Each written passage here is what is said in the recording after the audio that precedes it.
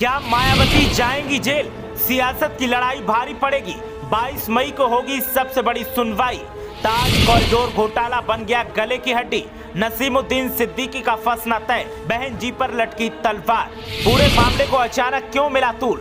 चुनाव आएगा पास तो क्या तभी खोले जाएंगे पुराने मामले?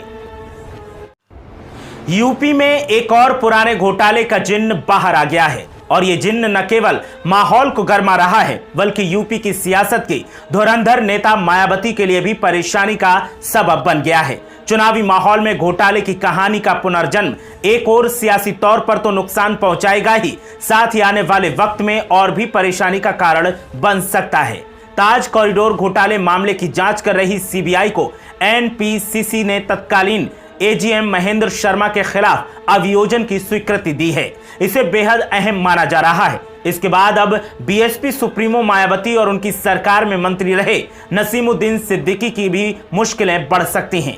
मामले की जांच कर रही सीबीआई को national projects construction corporation limited के तत्कालीन एजीएम महेंद्र शर्मा के खिलाफ अभियोजन की स्वीकृति मिल गई है। महेंद्र शर्मा रिटायर्ड हो चुके हैं। इस केस में यह पहली अभियोजन स्वीकृति है। अब 22 मई को विशेष जज एंटी करप्शन सीबीआई पश्चिम के कोर्ट में इसकी सुनवाई होगी। इसके साथ ही आने वाले दिनों में बीएसपी सुप्रीमो मायावती और उनकी सरकार में मंत्री रहे नसीमुद्दीन सिद्दीकी पर भी कानूनी शिकंजा कस सकता है। मायावती पहले भी कई बार इस मामले में सियासत होने का आरोप लगाती रही हैं। कांग्रेस से लेकर बीजेपी सरकार उनके निशाने पर रही है। दरअसल इस मामले की पैरवी कर रहे अफसर अमित कुमार ने 28 नवंबर 2022 को national projects construction corporation limited को पत्र भेजकर तत्कालीन एजीएम महेंद्र शर्मा के खिलाफ अभियोजन की स्वीकृति मांगी थी। मायावती सरकार में एनपीसीसी को ही कॉरिडोर विकसित करने की जिम्मेदारी दी गई थी। इसीलिए जांच को दिशा देने और तथ्य सामने लाने के लिए उसके अधिकारी पर मामला दर्ज करने की मांग की गई थी। इसकी मंजूरी मिलने के बाद अब केस से जुड़े एक अन्य अभियुक्त मेसर्स इश्काकू इंडिया प्राइवेट लिमिटेड के एमडी कमल राधू पर भी मुकदमा चलने की बात कही जा रही है।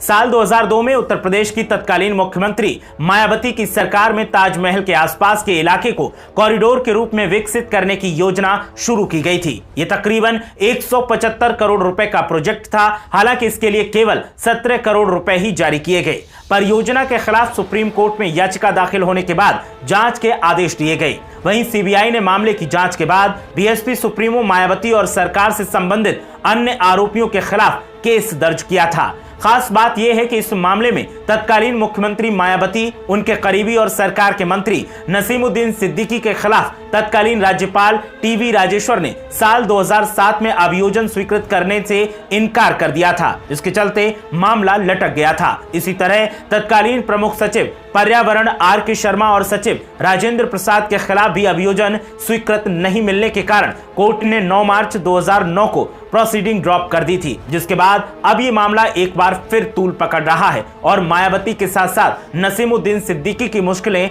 बढ़ती दिखाई दे रही हैं।